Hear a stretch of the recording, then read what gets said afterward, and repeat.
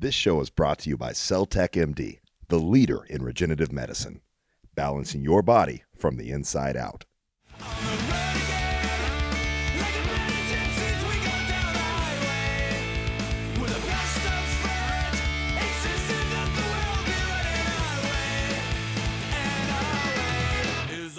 What's going on, guys? It is your friendly neighborhood Gym Gypsy, Justin. I am back here in CellTech HD, or I should say CelltechMD HD. That's just a lot of letters.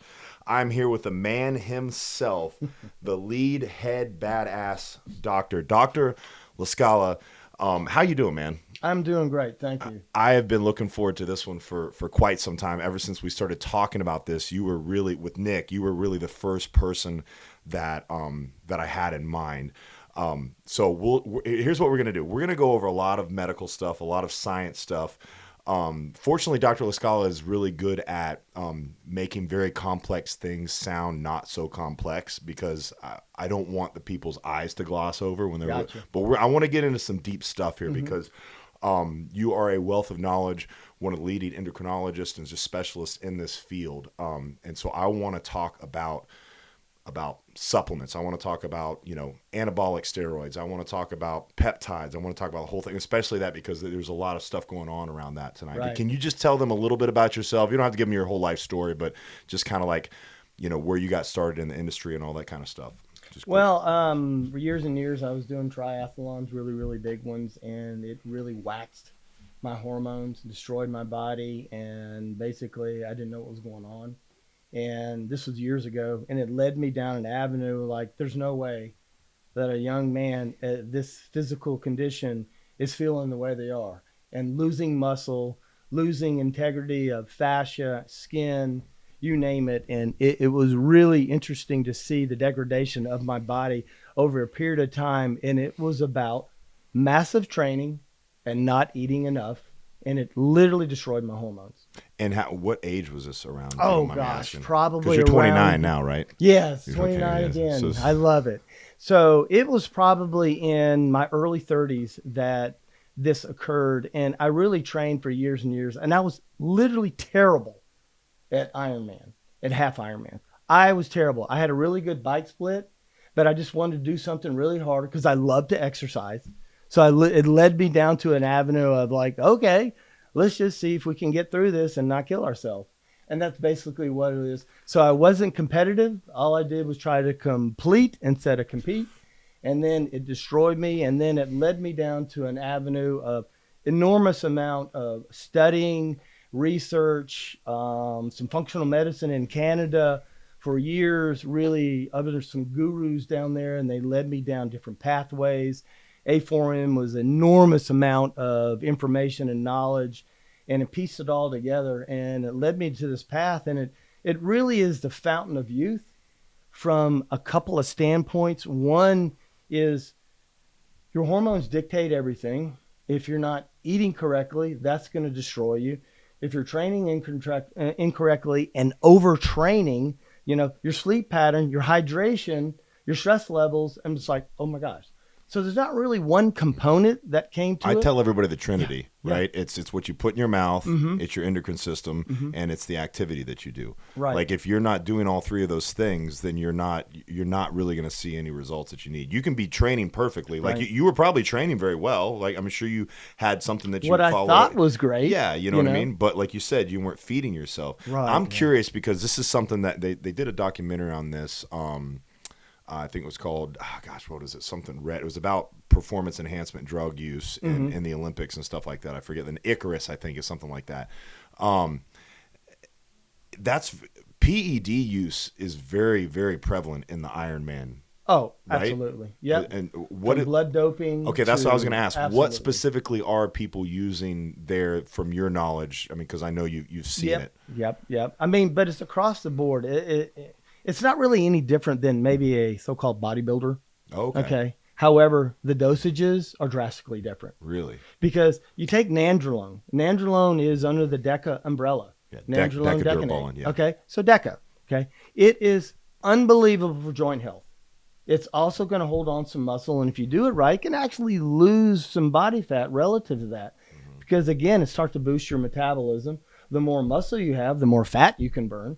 Okay. And it protects those joints. So my joints got all beat up, and I could supplement a little bit of that, which is therapeutic. Okay. But not in an excessive amount that would create any other issues. Okay. I got you. So using that, any of the growth peptides, okay, from all sorts of CJC 1295, awesome with ipamorelin by itself, samorelin, 191, all the other. Can you go? So you just listed off a bunch of like random numbers and, Right. and letters and things like that. So all those, you say those go under the category of a growth hormone. Right. Can you explain what growth hormone is, like at its essence, as far as like all those things are different forms of it, but it's basically the same thing? Basically, so your pituitary produces your growth hormone typically in the first and fourth phases of your sleep. So if you're not sleeping, you're not producing growth hormone. Yeah. Which would, Exactly. if you're getting blood work done, would equate to IGF-1, right? It would. However, doing growth hormone by itself and doing IGF, because growth hormone is released in the fourth phase, the delta phase of your sleep, travels through the blood into the liver. The liver does everything. Okay. The liver converts the growth hormone into IGF. Then the IGF goes out, repairs the muscle, burns up the fat, controls and actually modulates your inflammatory responses to reduce that, controls your insulin sensitivity, as well as your blood glucose levels. Then it repairs everything, not just from your muscle and fascia, but your brain, your kidneys, your liver, everything. So when you're sleeping, I mean, obviously sleeping is the most potent performance enhancement drug that you can possibly have. Amen. Sleeping in sodium, that's what I tell people, right? Because there's so many people. And I'm surprised they haven't banned sleeping because it's performance right, enhancing. yeah, or salt. Yeah, well, they're trying to ban salt, right? Oh, I I mean, know. for years they say salt's bad for you. Yeah, and it's like curcumin, CoQ10. I mean, it's salt's better than ridiculous. Tren for performance enhancement. Like if you're low in sodium, it doesn't matter how many anabolics you take, right? Yep. And it doesn't matter if you don't get a good night's sleep. You can take a gram of test, and you're still going to be jacked up, right? You're just going to be bad. Right. So that's cool. Yeah, but at its core, it's a chain of amino acids. Yes. Is that right? Yeah. And these amino acids go in, and you need amino acids to basically, they're the building blocks for everything. Okay. And if you can't build, and there's an equation here, you may have little growth hormone, but you may not have enough fuel, protein, minerals, carbohydrates, all these other fats, variables that are mixed into this equation here to repair and build. Yeah. And you will have that slow degradation, and then that starts to attack your telomeres, which shorten your DNA, and that's your longevity. The telomeres are what now? Yeah, Explain that's those. your DNA. Oh, okay. So if your DNAs get waxed, then you're going to age faster than you want to. And who on the planet doesn't want to stay 25 or 30 years old, i.e. me, the rest of their life? Yeah. So Father Time is ruthless. The quality of food now, it's so bad. It is playing an enormous role, the number one role in health. If you had to, and I'm sorry. And GI issues. Oh my gosh. Oh yeah, well we will that's get for into sure. that mess. So I don't want to put you on the spot here, but if you had to say the number one thing that's in the food, like pick one thing that you're seeing that is contaminating the food that's doing the most harm to people's bodies, like glyphosate or GMO, or what you pick something in your opinion, what do you think that would be? Well, in my opinion, it really starts from how it's grown. Okay. The hormones, the pesticides, whether it is an animal product or a plant, it really begins in the soil with the pesticides and the hormones to help both of these variables grow. Mm-hmm. It starts there, and then it's in that plant or animal, and that transfers into a whole lot of GI issues. And that creates IBS, small intestinal bacterial growth, and that's where your GI tract, the cortisol levels, the inflammation from these different foods cause GI dysbiosis, gut dysbiosis. Mm-hmm. Okay. And if you don't address that, then all these good foods that you think you're eating here, it can't get processed because that inflammation from all that sloughs all the villi off your intestinal tract. It leaves big gaps. These gaps are called lesions. Mm-hmm. And the lesions can grow into pretty deadly bloody ulcers. Mm-hmm. Okay. They let in huge molecules, and then your body doesn't recognize these huge molecules. What does it do with it? It doesn't excrete it. It stores it in the fat. Okay. And now you create more inflammation. That triggers your cortisol levels, your GI, your pancreas can't function correctly. It's like, well, what enzyme do you need to break this down? And it becomes a chain reaction, and it all leads to your muscle repair, your brain function, and now everything starts to slowly decrease and you don't even recognize it because the degradation is at a pace that you desensitize to the impact. So guys, if you didn't understand everything that he just says, that means that you need to start eating better because your brain isn't being repaired properly. Exactly. And that's why you didn't understand it. Right? So what about the people who's like, well, but Dr. Lascala, I eat everything organic or whatever. Is that good enough? I would what say, does that even mean at this point? I mean, because you're saying basically, right. You're saying the cows are eating tainted grass, Yeah. or even if they're grass fed at all, Exactly. right? You're saying that the crops are being sprayed before you ever get them, and then with a lot of these studies that are not studies, but like these articles that are coming out, a lot of these companies that are saying they're organic, right. they're getting either paid off or they're making it look organic when they get tested, and right. then but it's not really what would be considered organic, because exactly. what even is organic at this point? Does it just mean that it hasn't been genetically modified, it hasn't been sprayed, or that what it really means that it's being sprayed with things that are considered not deadly? Well, when you look at how it is defined as whether a label can go onto a food as organic, and the qualifications are this small.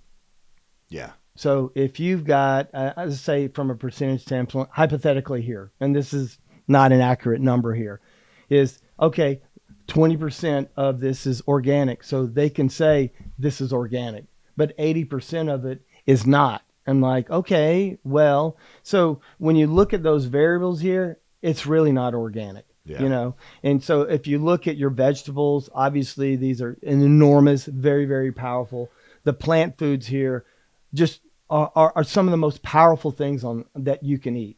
All these medicines are made from plants. Yeah, and even the things that, like, people, let's say, well, you're buying your own seed. A lot of the seeds that you buy now, it's very difficult to get seeds that aren't modified in some way, shape, or form to make them more robust to be able to grow. Right.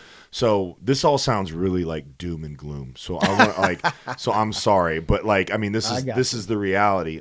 But so how can someone counteract that? If you had to give them one piece of advice, is it worth buying organic, or is maybe some things worth buying organic and the other stuff just don't spend the money on it? Like what? Well, you get a great point there. I mean, you can take a banana. You're okay typically because of the shell of that, but it's nature's candy bar. Yeah. So, I mean, you can still get, a non-organic banana that's not super, super tainted. However, the ground, whatever the ground's going to put it into the fruit of the banana.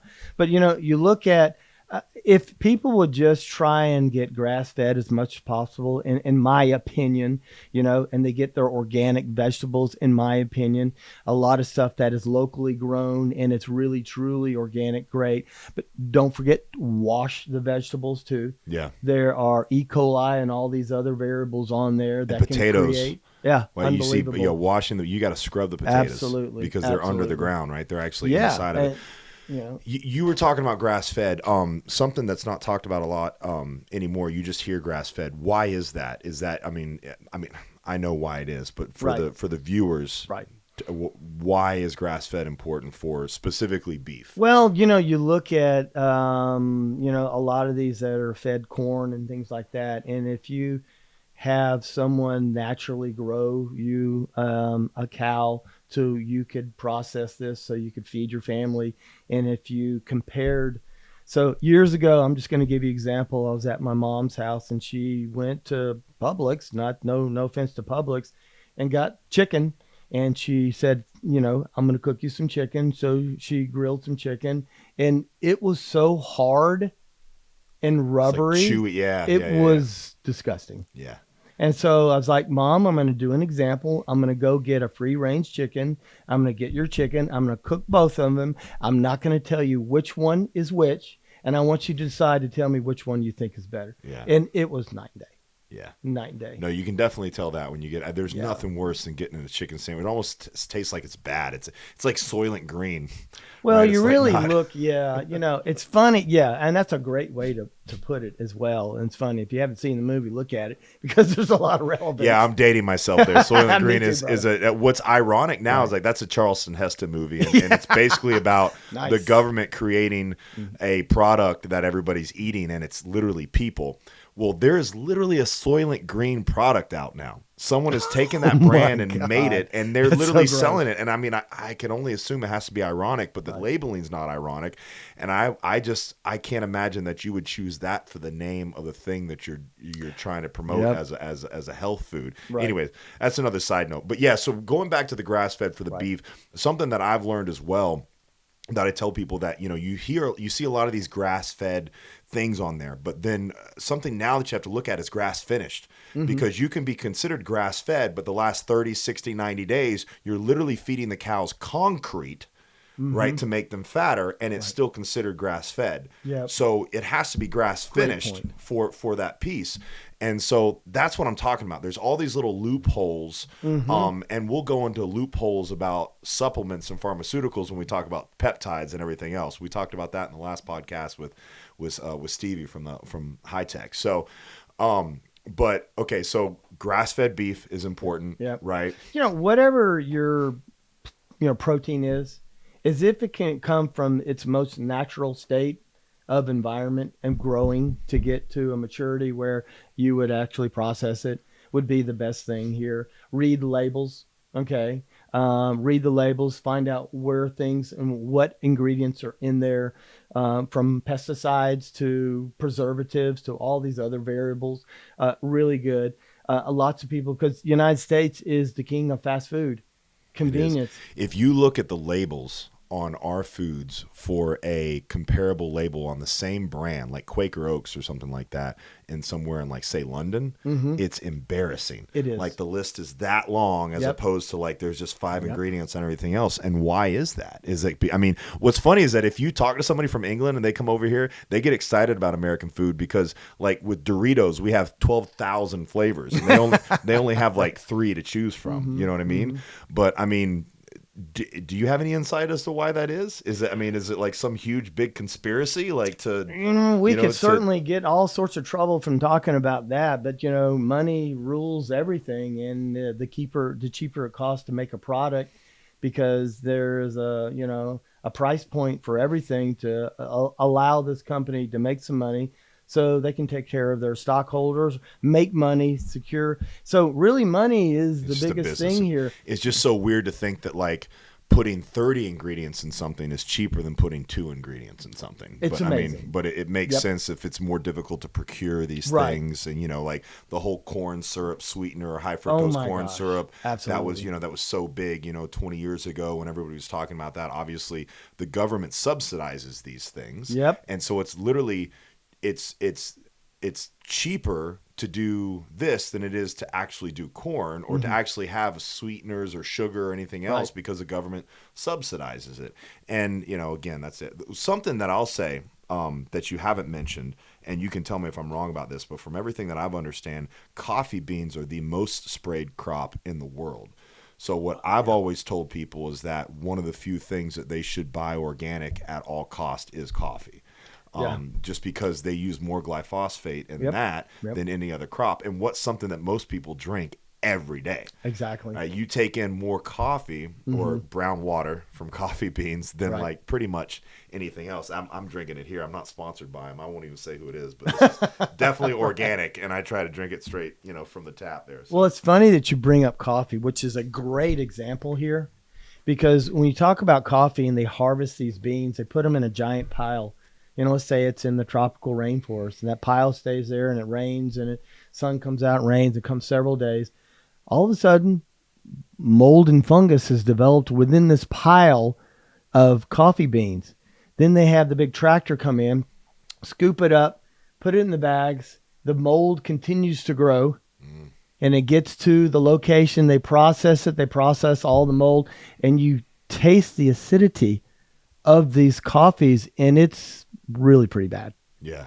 if you desensitize from the taste by adding all the creamers and sugars like you do at Starbucks, and you have a 1,000-calorie drink here that is a sugar shocker, and all of a sudden, it's like, oh, this was delicious. You really squashed what was the bad side of it. You're shining off a turd at that point. That's why I drink my coffee straight. I like to do espresso straight from the tap. Everybody's like, why espresso? I'm like, because it's the difference between like having a beer and taking a shot of tequila. Right. It's the same basic idea, but just one's a little bit, easier. And you will notice a huge difference in organic beans.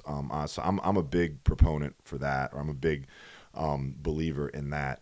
And all the acidity of that coffee destroys your gut lining. Again, so why not just take a little shot of espresso instead of having a ridiculous amount of it, right? Yeah, those are where people, they need their ritual, or they love their coffee, and they sit and do their social media and they work and do all this, but they have their ritual, and they need their coffee because their sleep pattern sucked. Yeah. Okay. I don't drink any coffee. I can't. It destroys my stomach. And that's what I was going to say. I've had to pull back on the amount of caffeine that I've had. And I have learned that from my own personal experience and also studies that I can take in about 300 milligrams a day. And as long as I don't take any past, like, say, noon or so, I'm okay. And it doesn't really affect my sleep. Because as I'm sure you know, but we'll say for the listeners that coffee has a half-life of 6 hours. So if you take in 300 milligrams at 8 o'clock, by 2 o'clock, you still have 150 milligrams in your system. And then by 8 o'clock, you still have 75 milligrams in your system. Exactly. People don't look at that. They don't look at that. So, but then what happens is around 2, you're feeling that drag because you drop down. So you go to Starbucks and you get your mocha fropa fracca latte with 1,200 milligrams of caffeine in it and about a pound of sugar. And then now that's at 2 o'clock. So now you've got, 450 milligrams in your system. And then that means by the time it's time to go to bed, you still got 250 milligrams of caffeine in your system. And then what happens is that you go in and you go to sleep, but you don't really go to sleep in that fourth level cycle that with the REM sleep, right? That we talk about, the reparative sleep, where the growth hormone and the IGF-1 happens, right? You go into a state of unconsciousness, and then you wake up and you don't feel good. You don't feel like you're rested. So then what happens? You go get coffee. Exactly. Then you repeat the whole process. It's a vicious cycle. Yeah, because we're all drug addicts, guys. I know, exactly.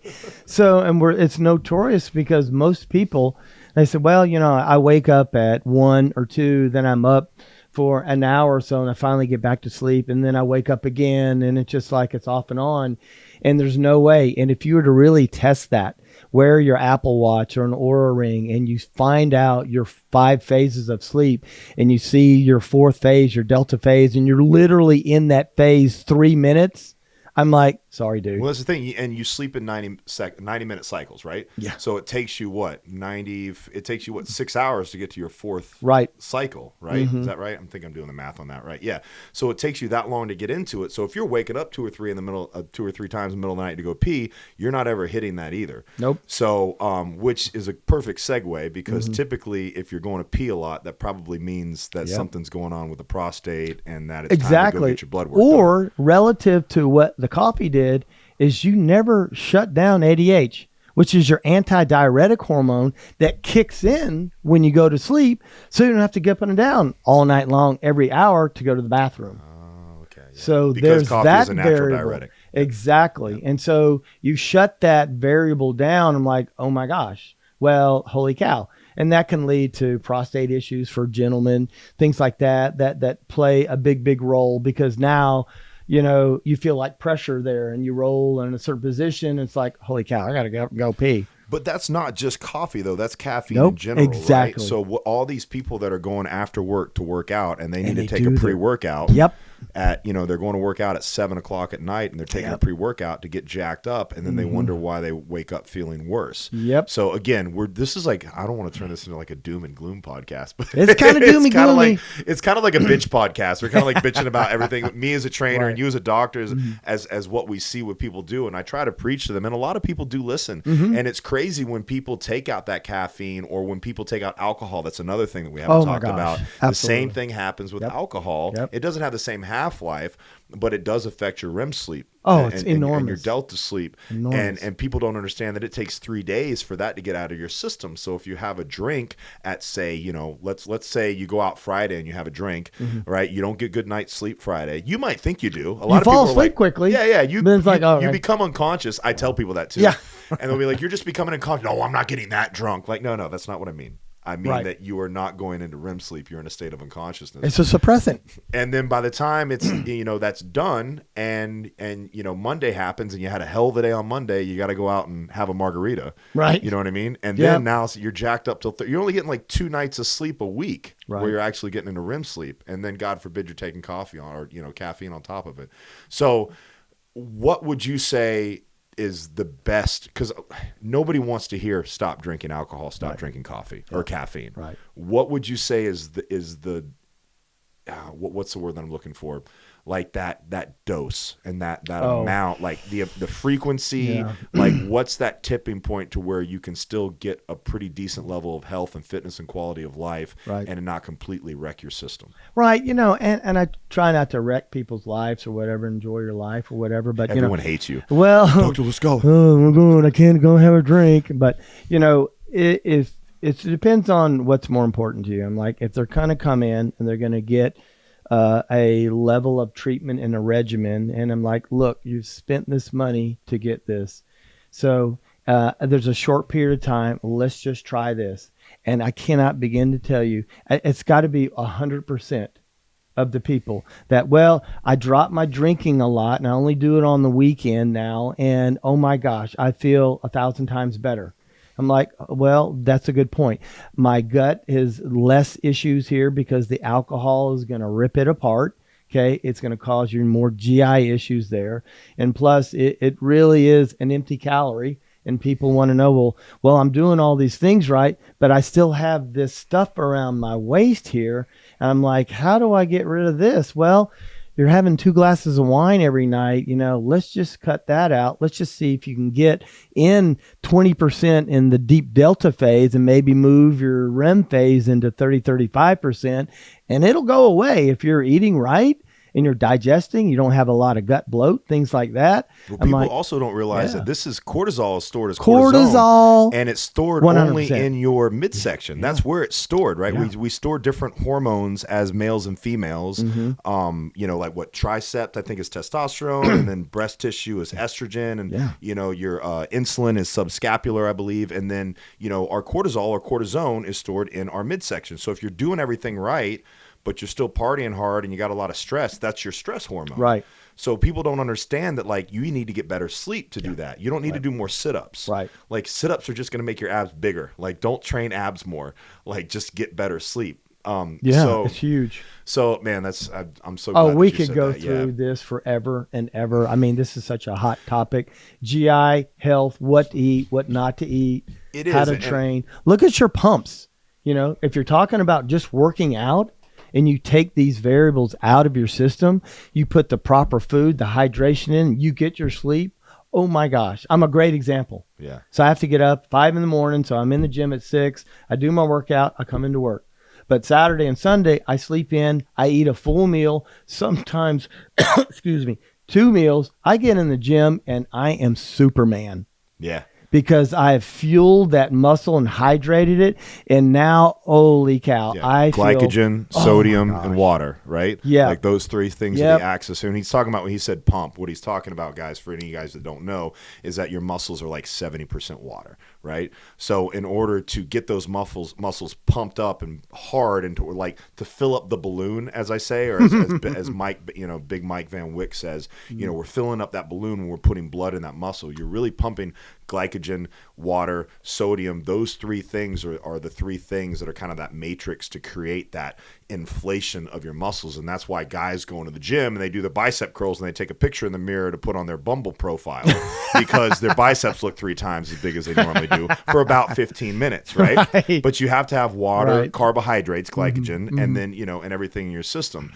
But like you were talking about it with stress, you know, if you're stressed and you're not getting that proper sleep, you're not going to be able to have that pump. And you know, it really, well, one is your body's not going to fill in with the right amount of fuel. The other is People that don't get a lot of sleep, they typically fall apart at 2 o'clock, 3 o'clock range. And then they want garbage carbohydrates because it triggers your system to want a quick fix for that brain. And that is sugar. Crappy carb, a fast sugar, and you think you're going to fix it, and you eat it, and 15 seconds later, wait, I need another one, and another one, and another one. Because it is a false sense of a security here where it actually got satiated. But it doesn't. But you get in but sweet your body's potato. treating Yes. it's treating the symptom, Exactly. not the problem. Exactly. Yeah. But it forces you to want the garbage, and that just leads you down a terrible pathway. But if you stay satiated with really good food, your taste buds are going to change. Yeah. Okay. I tell everybody that when I was competing, the number one rule, when I knew that I was kind of getting in the zone, was when grapefruit started tasting sweet. Right? When you start taking out all these other things and you're not desensitized it, and you're what is it? Gosh, now I'm growing. I haven't had enough coffee. Or maybe I've had too much coffee. Your luteinizing, not your luteinizing hormone. Your insulin sensitivity, right? Your resistance, everything gets better. Yeah. So sweet things start to taste sweeter, and so you don't even necessarily want something sweet because it's so rich. Exactly. And then whenever I would start prep and I would have grapefruit in my workouts or my plan for the first time, I'm like, oh, so bitter, it's so nasty. But you start taking out all the other sweet things, and then give it a couple weeks, and all of a sudden you're looking forward to grapefruit, right? And I'll actually have my clients taste that. How's the grapefruit taste? Because then I know that they're in that zone, so to speak, or whatever. So, and that's kind of what you're talking about. Yeah, it's amazing. And it's amazing how you get addicted. And sugar's more addictive than heroin. Absolutely is. And I always advise, do the heroin. No. I'm kidding. That's why we had the disclaimer on the front of this. This is for entertainment purposes only. Even I can actually say I'm not a doctor, so you can't say that though. So you have to be careful. So hopefully everybody knows we're joking. Yes, yeah. But relative to that, but that's how powerful sugar is. Yeah. That's insane. It's in everything. And look at your branched chain amino acids, your EAAs, and you look at all this stuff, and almost notoriously there's sucralose in everything. Yeah. Okay, it's a cheap sugar. It makes it taste good. Okay, but if you deactivate that, then you can eventually, change your taste buds and okay, that's actually too sweet. Yeah. So, but I don't want to be too doom and gloom, because I'm a big believer, and you tell me if you believe this or not. I'm a big believer in that there's not necessarily good or bad things. Like sugar can be a good thing in certain situations, but you have to earn it, right? Because like you said, it's a turbocharged carbohydrate. Right. It goes in your system immediately. It's like the tequila, right? It's like espresso, as opposed to a beer or a little coffee. It hits your system fast. And in a situation where you need that fast sugar, that's not necessarily a bad thing. So if you're a fast twitch athlete, if you're the type of person that's burning a lot of calories in your metabolisms, and you got dick skin on your belly, you got no fat on you, it's okay. You need those carbohydrates around training. Yeah. But maybe don't eat like 12 Snickers right before you go to sleep, right? Exactly. Yeah. Exactly. And that's what people do. Right. They get tired in the evenings and they want to have a treat at the end of the night, which is probably the worst time that you could have sugar. Well, you see a lot of people, they're scared of carbs, they're scared of fats, and I'm like, you got a lot of muscle. Exactly. You got them, but they're not scared of going to Chick-fil-A. Now they're attacking protein. Yeah, but now they're attacking protein. Right. So all the macronutrients are bad, basically. Okay, yep. Protein, fats, and carbs. So the best thing you need to do to be healthy is just to not eat. Yes. Look, we're going to do a 7-day, 24/7 fast. Water fast. Okay, there we go. So, and only organic water. That's right. So anyways, we could probably go on forever of that, but let's move on to another topic. Yeah, I want to talk about peptides. I want to talk about the anabolic side of supplements and like all the sex hormone supplements that we have, because that's kind of your specialty, right? I know you obviously know a lot about nutrition, but I want to get into the nuts and bolts of that. So we talked about kind of how you got into it in your beginning, and you talked about decadorabulin and things like that. So what are some of the things that are prevalent in TRT that kind of gets the most bang for their buck? And can you explain a little bit to the people what they do and why they are effective? Well, there's we can start off with men. and we can go into women. Women are more complicated, Yes. right? Only about 1,000 million billion times more complicated. That's why the blood work costs more. Exactly. Well, we need more variables because there's a lot more variables, but their system's just so much more complicated. Yeah. However, it doesn't have to be that way if you have all the data that you need here, so you can make a good decision. So when you go in to do blood work for a female using that as the example here, you really need to know all, not just the big hormones here. We need to know how, your blood volume is, your platelet count, how your white blood cells, your immune, your differential, which is your gut health, metabolically, your kidney liver function relative to all these other variables that are proteins made by the liver to help your system run.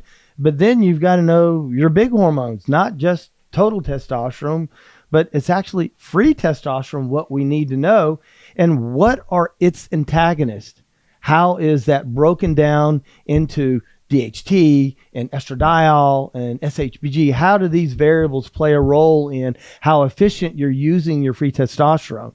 It's the same thing with men. Okay, so I'm so glad you said that, because people just use the term testosterone, they go get blood work done, and when I'm asking people what their levels are, they don't know what I mean when I say free, total, serum, and all these things. Right. Can you explain to anyone exactly the difference between those two? I mean, in relative terms, that's layman terms. Yeah, and I know you know all this, Justin, but there's total, which is bound and free. Yeah. Okay. And bound, it's already attached to a muscle, an organ, or something. That's what bound means. It's gone. It's already used. It's already got a job. It is. It's done. Bye. See ya. So now we move into free, and it's what is available to drive your mental acuity. Looking for work. Yep. Your libido, your muscle, your strength and endurance, your recovery, your mood. And you can see men are great. Quality of erection. Yes, quality of erection. However, changing the name of the podcast. Am I going to be nice to my wife because, okay, now my quality is good now, or I'm going to be a jackass to her? It's just like, okay, but if you regulate your free testosterone, get it into an optimal range, maintain the antagonist in a good range to allow that most of that free testosterone to do its job, you got a better person. I'm happier. I'm more energetic. I'm more motivated. I get home. I'm a better father. I'm a better husband. I'm a better employee. I get more things done. I'm motivated. I'm more efficient. Now I get to the gym. I get things done. Now my body is better. And otherwise, you hear it all the time. And I know you hear this all the time from your clients. I'm just not motivated to get there. Yeah. And it's I tell everybody that, like, the only two things that I need out of people to get, to wherever they want to be, whatever that goal is, rather if it's compete as a bodybuilder or just be able to get up off the ground and play with their grandkids, is consistency and compliance. I need you to do what I tell you to do. Right. And consistency means I need you to do what I tell you to do for a long time. Because if it took you 15 years to get to where you're at now, where you don't want to be, to think that you're going to get back to where you were 15 years ago in 30 days is a little bit ridiculous. And you probably need to go see a therapist before you go see me. But that aside, you're talking about the free and the total. I like that, because you made a comment about am I going to be angry with my wife and this and that? And that's like, roid rage is a common thing that you hear about this. And it's a common misnomer of testosterone being related to anger. And it's my understanding that it's actually more related with estradiol in relation to testosterone. Can you talk about that for a second? Yeah. I mean, when you look at, like, using that example of roid rage, when you have a man that their testosterone is below normal, which needs to be 3, 4, 5 times higher than that, you don't have the same person that you married, because they're edgy, they're impatient, they don't sleep, and this is all gas on the fire. And now they have high cortisol, high inflammation, and all that cortisol and inflammation blocks receptor sites, and that enables the antagonist to raise up, which is estradiol. So now as men get older, their free testosterone, total testosterone goes down, and their estrogen goes up. Like, oh my gosh. That's a male version of menopause, or menopause. Yeah. Right. The menopause here is no joke, and you've got guys coming in, you have clients coming in, and you can do all this stuff, and they're eating right, and they're finally sleeping a little bit better. But the hormone, balancing the hormone and testosterone, the free testosterone here, you actually sleep better. Yeah. It's unbelievable. And you regulate these other variables, these antagonists that are destroying you. It's like, it's crazy. So the free is really dictated by how clean your system is, inflammation, your glucose levels, obviously, okay, how healthy your gut is so you can digest the food here, and then your level of activity, your sleep pattern, your hydration, and now these other antagonists, sex hormone binding globulin. Nobody ever checks that. That's a big one, yeah. So and let's talk about that for a second, because that actually helps regulate a lot of different things, right? It's the cork on the water. Yeah. Okay. And if it is really, really high, it is binding to your free testosterone, enabling it. And now you're spinning your wheels. So if it's not regulated. So your testosterone could be high. Mm-hmm. Let's say 850, 900 or Yeah. something like that. And that marker, so it's like, why do I still feel like shit? Exactly. But the sex binding, I'm sorry. SHBG. Yeah, SHBG. Mm-hmm. That is actually, it's negating the effects of Exactly. that, or the ability so to do its you job. will see 850 on that blood panel, and you'll look at that free testosterone. Well, why is he at the top end of the range on total? But when we look at free testosterone, and it should be about 250 to be optimal, okay, and it's at 115. And their SHBG is at 150. I'm like, there's your answer. And their estradiol is at 76. Yeah, which is high. Right? Exactly. Yeah. But you do want to have some estrogen, though, right? Because that's Exactly. the opposite side that I see of guys, especially Yep. in the bodybuilding world and Right. stuff like that. They take all these AIs, and it leads to so much. There's a lot of, I don't know if we have time. We have so much stuff to go over. We might have to come back about Yep. that or Yep. whatever. But like, I mean, I Yep. know that AIs have been overused in the past, and there's a lot of new research to show that like you should only use them if you absolutely need them. Because, And how they were developed? yeah. Breast cancer for women. That's how absolutely. they Yeah, are. most of them, yeah. Okay. Especially like what is it, Clomid or Nolvadex Yeah, and stuff like tamoxifen that. Yeah. and all this other stuff. I'm Yeah. like, you've got to be kidding me. Yeah. You know, and these guys that are, are competing with her, and they have to do all these AIs. They and have to do them because they think that they need it to make sure that they're not holding water and all these Exactly. other things. But once you suppress it, then you do need a certain amount of estrogen to be able to have energy and to work you on all those need that things. estrogen for a lot of variables. You need it for sexual function. You need it to help your body to maintain certain fluids, meaning your synovial fluid, because you tank out your estradiol and put it at a single digit or 0 or something like that for a period of time. Your shoulders are going to hurt. Your knees are going to hurt. Your joints are going to hurt. It's shut down your Yeah. synovial fluid. Yeah. And I would like Not to good. actually, I'd like And to, you're dumb. You end yeah, up, no, you have, you're well, clumsy. you call You it prep can't brain. think. I call it wad brain. I've got all kinds of stories of me This doing brain stupid fog stuff. is Yeah. horrible. Yeah. But okay, so I want to pull back a little bit though, Yep. because we're going a little bit deep in the rabbit hole, and I like it, but I want to make sure nobody's eyes go cross-eyed. Right. So I don't want this to sound like a commercial. Obviously, we know that you work with CelltechMD, but I do want to make a point that going to a regular GP, right, your general physician, getting blood work done with that, they do not check these things. They don't. And I'm not calling any other, Yeah, we're not I won't calling even out name any on- other clinics or any other doctors in general, because a lot of clinics don't do this full blood work. And maybe they don't do it because they want to have their price point low. I understand that a lot of GPs are maybe not specialists in the field of endocrinology, and they're going off of stuff that's 40 years old as far as data. There's been a lot of advancements in the field. Again, I don't want to make it sound like a We're bashing. Yeah, I don't want to make it sound like I'm bashing. I also don't want to make it sound like a commercial, but it is important to say that you do need to go to a specialist mainly for these things, because unfortunately your insurance will not cover a full male panel at the doctor. What is actually a full male panel? They'll take your testosterone maybe. Maybe they'll Only even if take it's your estrogen. out of range. Yeah, and Oh, maybe you- even your estrogen, yeah. but they're not going to do, your SHBG Right. is not going to be tested. All these other markers are not going to be tested. Well, the insurance is not going to pay for it if the range runs from 264 to 916, and you're at 264. Sorry, Charlie. Yeah. We're not going to cover it. You're not going to do it. And you have this, laundry list of symptom patterns that you feel horrible with. It's like, oh my But gosh. they will prescribe you an SSRI for your depression. Exactly.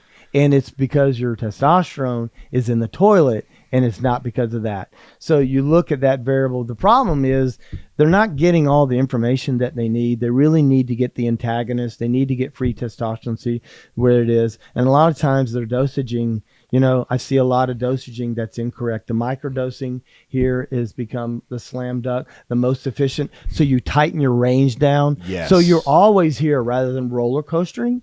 That will affect your cholesterol levels, your estradiol levels more thoroughly, and that can affect your SHBG. Yeah, that's what I was going to really get at, mess it up. because that's the main thing that I've learned that microdosing helps with. Yes. Is your SHBG. And you can do less, and you can take less or no estrogen blockers when you microdose because you don't disturb your estrogen nearly as much. I've gotten completely off of AIs. Yeah, I don't beautiful. have any, and I'm taking, and in full disclosure, everybody, which I competed, I did, different levels and things over the past. I am on TRT now, right? And I am taking with through you guys, and I'm taking, from y'all's, prescription, from y'all's prescription. I sound so redneck, just from you guys' prescription. Right. And I have been microdosing, and it's crazy to me the amount that I'm able to take and feel better and feel more, level. Less is and more. Things like that. Yep. When I was told in the past that, well, if you take a cypionate, it has a half-life of 6 or 7 days or whatever. 6.2 days. So you don't need to take it but once a week, because if you do, you're spinning your wheels and you're not doing any good. So how did being told that 5 years ago change into, yes, you should take it every day? And is cypionate the best ester or the best type of testosterone to take when you are microdosing, or is there a different one? Well, there's several different ones. As you know, cypionate, enanthate, propionate, they all have a different carbon ester, and the carbon ester dictates their half-life. And the half-life really dictates how much water are we going to hold to the body. So cypionate, it's an 8-carbon ester. It'll last you about 6.2 days. Okay, it does tend to hold you a little bit more water here, and a lot of times patients come in from another clinic or whatever, not that I'm throwing somebody under the bus, and they're doing a full cc or 2 cc's every other week. You got to remember there's a 6.2 half-day life. So the first 3, 4, 5 days, you'll have plenty of testosterone. However, you're going to go down that hill of roller coaster really fast. The majority of the rest of that 2-week span. And but also, when you're taking it a large dosage like that, it also jacks your estrogen up, right? Exactly. Yeah. So you have to kind of maintain that. So if you can do, and there's a difference between going intramuscular or subcutaneously. Is there? Okay. So I've heard research on both ends of that. So where do you stand on that? I prefer sub-Q. Okay. And I'll use an insulin needle, and I'm speaking about me in general, because it will trickle in. The testosterone's a very tiny dose, every day or every other day. Okay. And it trickles in from the sub-Q into the muscle in the circulation, and then whisk off and get processed. So people that don't know, sub-Q would be where on the body? Subcutaneous is between the skin and the muscle. Difference between going sub-Q and going intramuscular? One is if you take a big dosage of testosterone, you put it IM, there's going to be a portion of it that's excreted. A portion of it that's going to get derailed to use for something else, because there's only so many receptor sites. It really depends on your estrogen balance, your SHBG balance, of what get utilized, as well as how do you metabolize the testosterone, how much muscle do you have, how much fat do you have. And those are really the variables that dictate what you're going to use there. But if you do a microdosing into the sub-Q, then it trickles in, and it becomes more efficient. So you end up tightening your range down to a very tight range, meaning I want to peg you at 1,000 and keep you at close to 1,000, between 900 and 1,100, rather than 1,500 on Monday and 500 on Sunday. So you're basically just trying to aim small, miss small, right? Exactly. Like you're trying to get a little bit closer to the bullseye. Right. So real quick, so sub-Q is going through the fat, right, and intramuscular is in that. So it would be anywhere. What would be the best place to go sub-Q? Like your belly, I guess, or typically your glutes, your butt? Okay. and typically your glute is your upper glute or hip into this area is typically the sweet spot for that. You can do it into the stomach area, pinch the area, and go into there. And that's just fine, because the fat makes it release slower? it trickles into the muscle where the circulation is, and then it gets whisked off, and now we can process it. Okay, I Okay. got you. That makes sense as to why it is. Like like I said, I've heard conflicting stories about, like, does it make a difference? Yes, no, it doesn't. I guess there's just not enough studies to prove it. Well, I wouldn't say that. But empirically, yes. And this is really some literature that I got basically through a lot of use. But A4M, which is the American Association for Anti-Aging here, would dictated this. And one of the seminars was like, I think we need to try this. And it gave me a quick idea, like, let me try this. So I started experimenting with myself as well.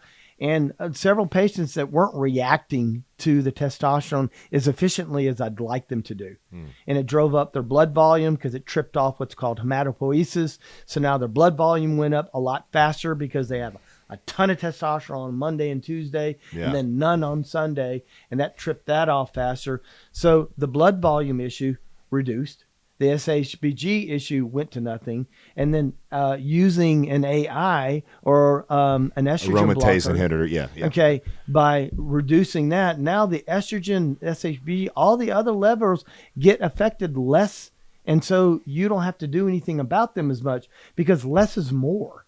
Okay. And then, So maybe I have not been doing that. I give myself, I backload insulin because I am microdosing, right? And basically what I'm doing is I'm taking 1 cc and I'm making it last a week. Okay. Right. And I'm Perfect. a full insulin needle. And then, but I'm doing it in my shoulder. right. So maybe I'll try doing it in my glute and see You if can that try changes. that. It's an experiment. You mean, Yeah, you yeah. have so much knowledge. Use your knowledge and your experience, and because you're really going to see a change of maybe this, okay? But that change over a prolonged period of time adds up. Can change up, yeah. Okay. Well, I'm glad we had this podcast, man, because I mean, you learn something new every day, and it makes sense what you're saying, what I mean. But unfortunately, there's so much information out there; it's kind of hard to decipher what's accurate, what's snake oil, what's this and that, or whatever.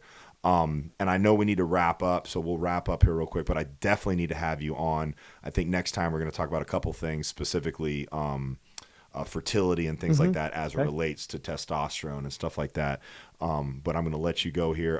Is there anything that you want to add or anything that you want to promote? Obviously, CelltechMD. No, I just would like for most people to at least get their blood work done to stay safe. Yeah. Because you see some horror by people not checking things, and now all people of a that sudden, are on anabolics. Yeah, and they end up driving their blood volume up, and that's a ticket to a heart attack or a stroke. We're seeing a lot of people die. And you see a lot of these athletes that they look flawless on the outside, and holy cow, they're a ticking time bomb. Yeah. And again, more is not better. And if you can optimize your system here, and then you can really prolong your health, okay, have better results here. You actually save money by doing less, and being more efficient. And, I don't know, not everybody wants to win Mr. Olympia. I feel like most bodybuilders that don't get their blood work done, and I will say, I think in the last even year or so with all the deaths, I think it's becoming more prevalent that bodybuilders are. I hear the channels and podcasts and everybody talking more and more about it. Right. A lot of the podcasts are sponsored by, endocrinologists or from specialists and stuff like that.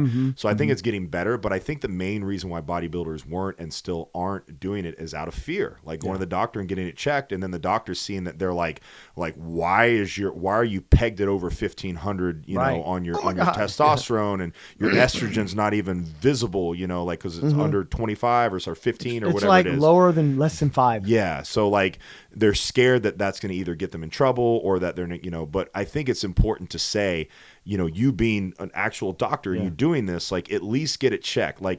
You're an adult. If you want to go take a gram of test and 600 mgs of trin and 8 IUs of growth every single day, that's on you. But you're not going to send them to the police or anything like that. Right. You're not going to give them trin, but you're not going to send them to police. But at least they know what they're doing, so they can get cleaned up afterwards. Right. Go to a doctor, get cleaned up by it doesn't have to be CelltechMD. Go to somebody, get cleaned up afterwards. Go on an off season. Be healthy about it, because the bodybuilding industry is a marathon. Or being a bodybuilder is a marathon. It's not a sprint. Right? Was it coined as the most unhealthy and dangerous sport on the planet? Absolutely. I think, yes, it is. But I really believe that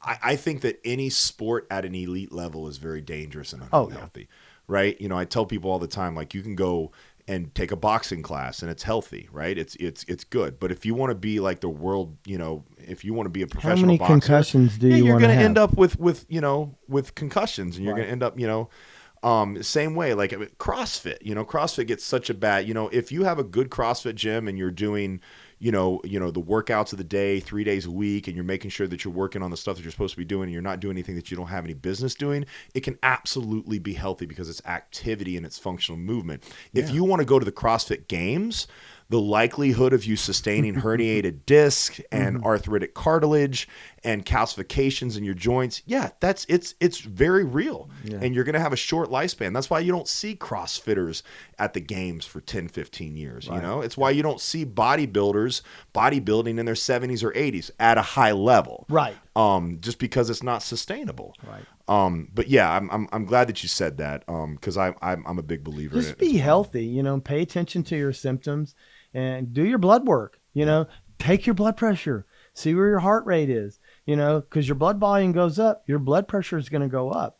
So there's a safe way to do a lot of this, even if you're a professional bodybuilder, you know, and checking those Safest, safer. right? It's like, yeah, it's like saying, like, football, NFL is not really safe, Yeah. but you can make it as safe as possible, Yeah. right? Like injury Somebody prevention. like my size, don't get out on the field, you know, with a 300-pound linebacker They should that have- runs yeah, a 4.5. They would have to have like football that's like a weight class based or something It's like like the that. South Park episode when they did the concussion thing, Yeah. and they had tutus on, Yeah. and they were hugging each other instead of Yeah. tackling. It was hilarious. I love that you just made a South Park reference when we were talking about testosterone. That shows how smart I am. No, and I feel like we need to end on that. I feel like there's not a better way that we could end. That's right. Guys, Dr. Lascala, thank you so much. Thanks for having me. Guys, make sure you like, subscribe, comment, hit the bell notification, and make sure you check out CelltechMD. All the information's on the bottom, and go to thegymgypsy.com for all the information about me. You can visit the training box. .au. All the information will be on there. That's my gym where we train people if you are in the Georgia area. If not, we do plans across the world, just like you guys work with people across the world. They can go to your website and they can get their blood work done and drop ship everywhere, go to a LabCorp and get it taken care of. So you don't have any excuses. We'll see you guys on the next one.